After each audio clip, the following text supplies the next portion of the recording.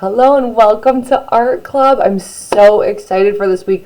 It's all about printing, so it's going to be kind of something fun, maybe something new for some of us. But we are going to be starting today by explaining what some of these things are that we got in our art kit, because there might be some supplies that you're like, oh, what is this? Why would we have this in our art supply kit? So let's just start by kind of getting our space prepared and making sure we have everything that we need in order to make the magic happen. All right, so you can see my space is all set up for a mess because we're going to be using paint, right? So we want to make sure we're ready for that. Either have down like some sort of a drop cloth, tablecloth. I like to just use a paper grocery bag. That's my favorite because then I can change it out as needed. And I usually will tape down a piece of parchment paper or wax paper, tin foil. I usually use parchment paper though, and I tape it down to my paper bag. So that works really well for me, but you figure out whatever works best at your family. Okay, I also have water ready to go because we're painting. Paintbrush can be helpful too. One of the things that you might be wondering what it was is this here, this rolly thing. Well, what is that? Obviously, mine's dirty. Mine has paint on it right now. Yours does not, probably. This is called a brayer, okay? So this rolly type thing is called a brayer, and it's meant for printmaking. It's a pretty cool tool. We're going to need our white paint. We're going to need our blue pieces of paper. We're going to need scissors as well today because we are going to be cutting our bubble wrap. You're probably wondering, what's the bubble wrap for? Hopefully you made sure to save it. It says save for art project. And if you didn't, if for some reason that got, accidentally thrown out with the packaging, any bubble wrap will do. It's fine. So just feel free to check in, with friends and neighbors if they have bubble wrap, if you don't have any at your home. But it's just regular old bubble wrap.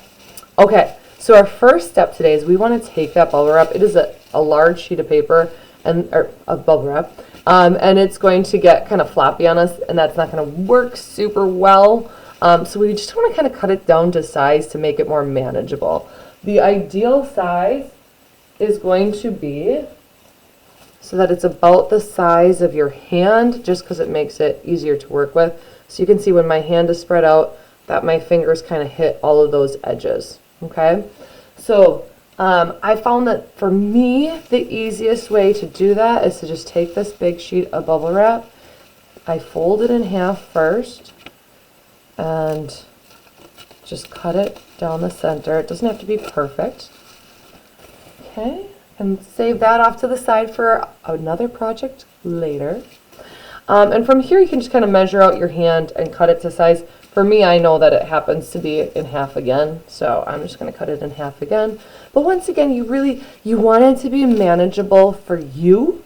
So just kind of cutting it to about the size of your hand tends to make it the most manageable, so it's not flopping over with wet paint on it and getting all over the place and making a mess. So anyway, our next step then, we are going to be using this bubble wrap as our medium to switch to print the paint onto the paper.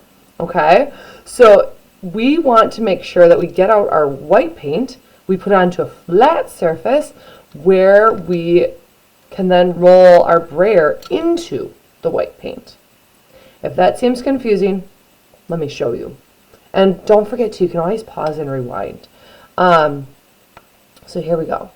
Getting some white paint into that area, and I'm going to take my brayer and roll it on, and I want to make sure I get a nice even coat and that it's not too thick, okay? Because if it's too thick, it's going to get down into all these crevices between the bubbles, and it might turn out a little bit sloppy on the paper when we print it.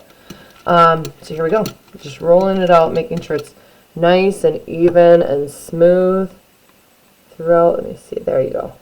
Sometimes I have to block the light from the monitor to be able to see it well. So just even and smooth on there.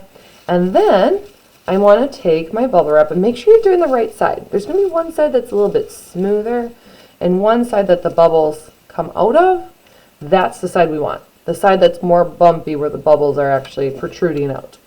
Here we go. So we're going to roll onto there. Doesn't that look cool? I love this. Alright, so rolling over the whole thing. You can see why we don't want this gigantic piece that we had before. We wanted to cut it to size so it's a little bit more manageable once it's got all this paint on it. Okay, so I'm going to pick this up. Your hands are going to get a little bit paint on them today. It's acrylic paint, so it doesn't come out of clothes easily. Wear a smock if we're nervous about that, or turn your shirt inside out is another suggestion. But it does wash off skin easily enough, so I'm going to kind of line it up in the corner here and press it on down. So I kind of like to go like this at first. Give it a little pats, help it to kind of stick into place, because you can imagine once we've got it on there, we don't want it moving around. It'll ruin the print. Once it's